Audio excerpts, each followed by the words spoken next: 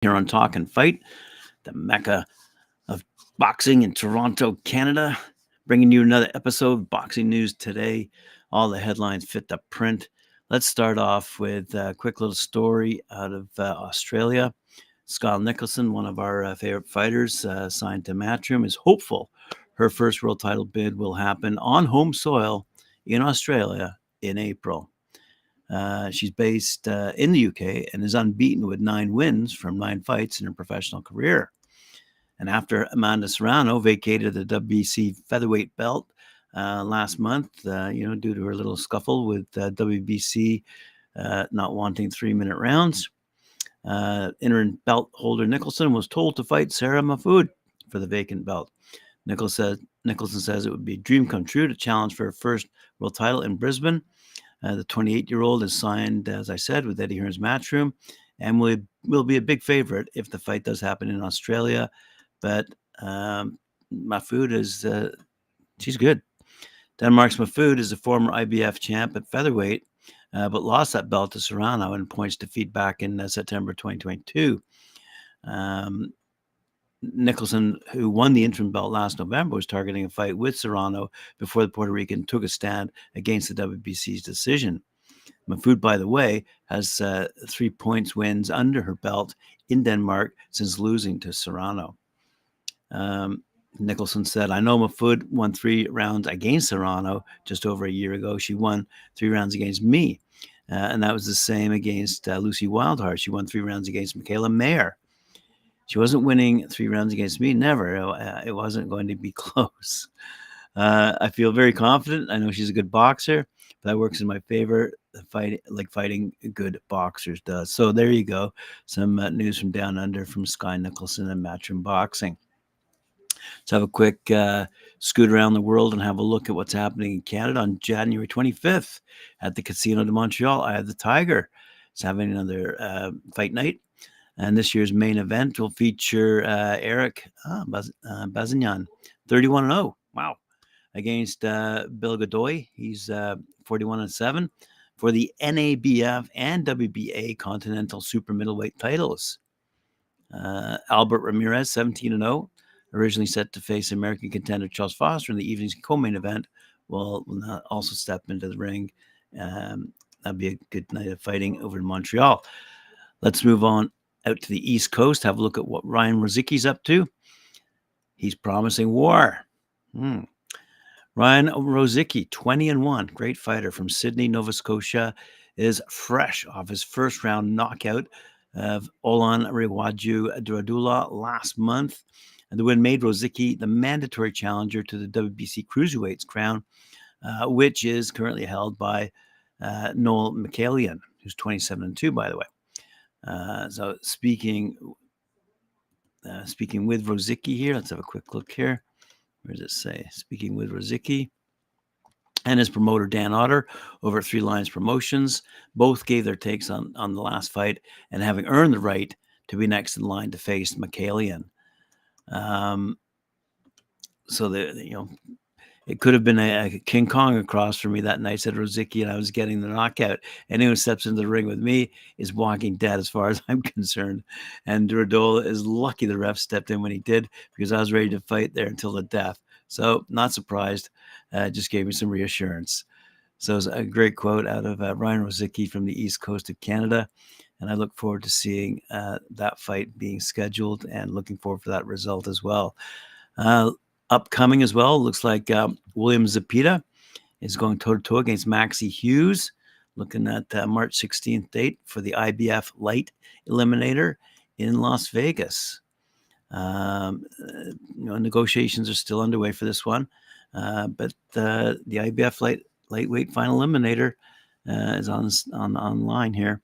It's a tough matchup for the number 5 ranked IBF contender Hughes. He's 26-6-2, by the way, because he's not much of a puncher. He's coming off a loss to George Kambosos Jr., albeit a controversial one. The winner of the Hughes-Zepeda fight, if it happens, will decide the mandatory for the Vasily Lomachenko George Kambosos Jr. winner.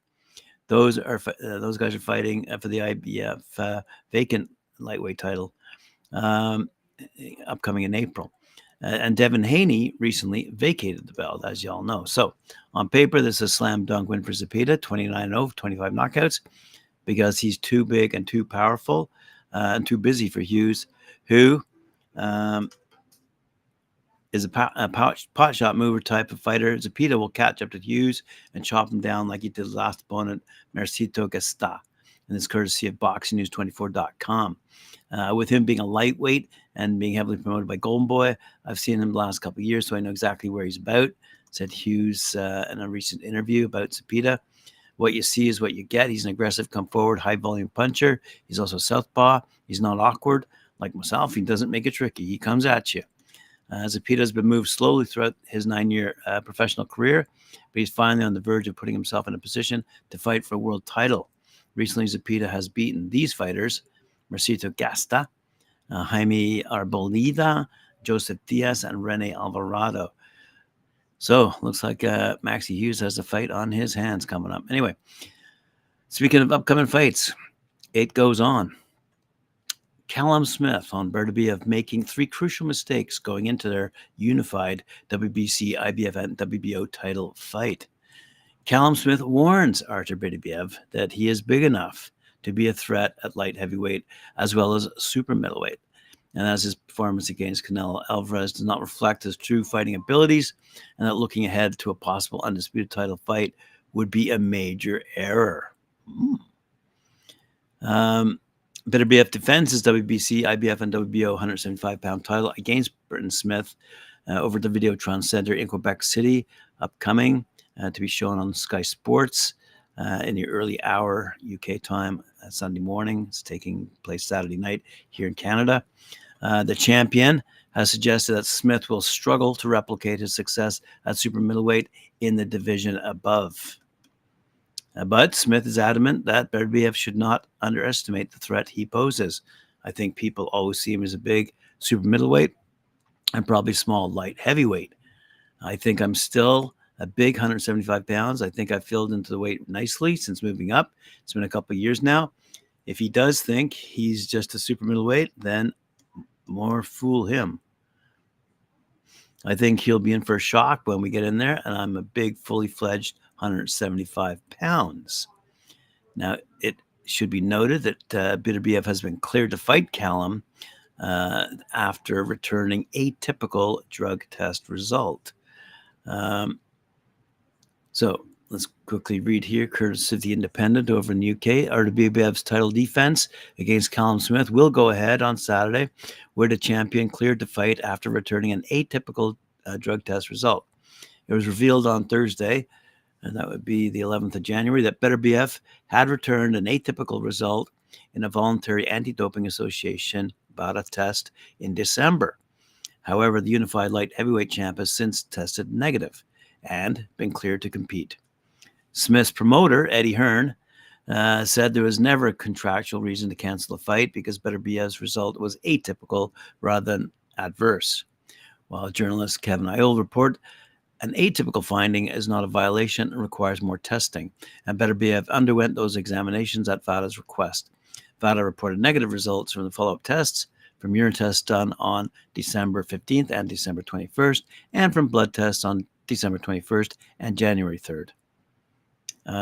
Beterbiev had received atypical findings for human growth hormone, HGH, and 5D androstenediol. Both occur naturally in the body. When an atypical finding is received, further testing is required to determine if an athlete naturally produces a substance in his or her body at a greater level than average, or if the elevated levels were signs of anti-doping. VADA founder and chair Margaret Goodman told Boxing News, atypical findings are fairly common in PED, performance-enhanced drug testing, and do not constitute an adverse test result. They can result from various causes. Atypical findings generally warrant the collection of further samples, but no negative inference should be drawn from an atypical finding in and of itself. Smith also said, it's not a pass test. It's not a failed test. The fight's still happening. The main thing is I'm not a scientist. I'm a fighter. I'm here to beat him, take his belts, and go home. Yeah, so that is making the rounds. If you take a look at the headlines, uh, Callum Smith is quite excited about fighting Beterbiev and defeating the undefeated champion. And we're all looking forward to it because, quite frankly, if Beterbiev does win, and I'm thinking he will win, I'm sure he will win. Let me correct myself. Um, I would like Beterbiev and Bivol to fight. But as we know, Beterbiev must beat Callum Smith first, and Callum Smith thinks he will win, and so does Eddie Hearn think he will win. Um, wow. So if in fact this victory does uh, occur for Beterbiev against Callum Smith, looks like the undisputed championship against Bivol uh, in the light heavyweight division would take place in Saudi Arabia in either April or May, says boxing247.com. Beterbiev, by the way, he's 19-0. He's closing in on, I believe, 40 years of age, though. Still needs to beat Callum Smith on Saturday and then sign his own deal with the Saudis. If Callum, 29-1, by the way, wins, his promoter, Eddie Hearn, says they'll make a deal to fight Bivol as well for the 4 belts. So this should be interesting. Hearn revealed the news today to the media about Bivol, 22-0, signing to meet the winner of Saturday's Beterbiev Smith clash at the Videotron Center in Quebec City.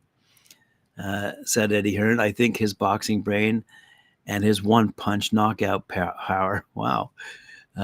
When asked what advantages Callum Smith has in this fight with Artur Beterbiev. Boxing brain and a one-punch knockout. Okay. Smith is in the position to wreck the Saudis' plans for a Beterbiev-Bivol fight by defeating Beterbiev and taking his place. Hearn insists that Smith has improved since his loss to Canelo Alvarez 4 years ago in 2020, but he looks pretty much the same, and he's just put on more size since moving up to 175, as we just discussed. Over in Germany, Aegon Sports has won an IBF purse bid for the right to promote the IBF junior middleweight title fight between Golden Jack Kulke and Bakram Murtazaliev by bidding $666,000 roughly. Aegon Sports trumped Murtazaliev's promoter, who offered $500,000. So the Kulke Murtazaliev fight will likely take place on April 6th at the Falcon Sea Arena in Germany. And the title is currently vacant after being relinquished by Jermell Charlo last month.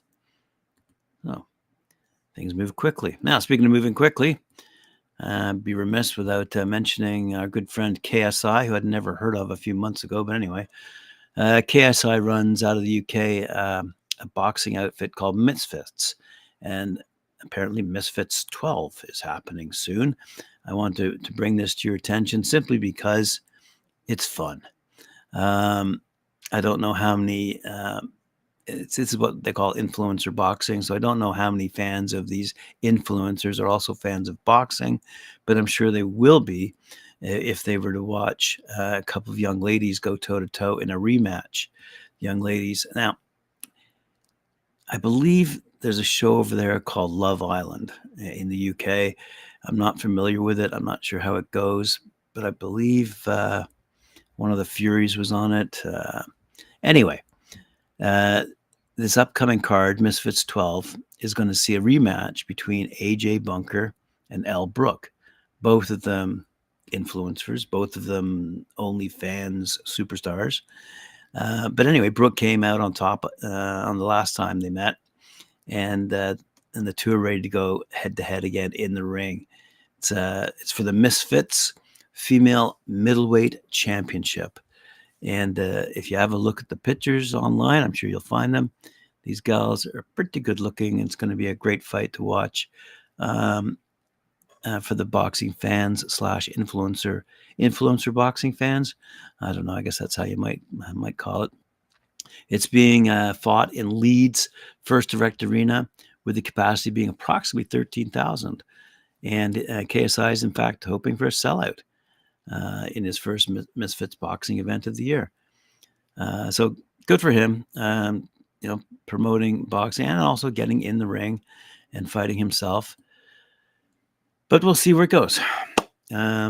we've debated it often here on Talk and Fight, the impact of influencer boxing, such as Creator Clash that happens down in Florida each year, and influencers like Jake Paul, and quite frankly, the way he's dealing with management through his own company called MVP Promotions.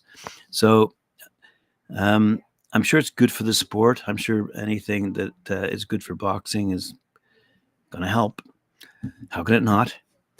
Thanks very much for joining me here on Talk and Fight. Appreciate it very much. Remember to like, share, subscribe, hit that notification bell, and we'll see you later on at 11 a.m. Eastern Time, Monday to Friday. Thank you very much.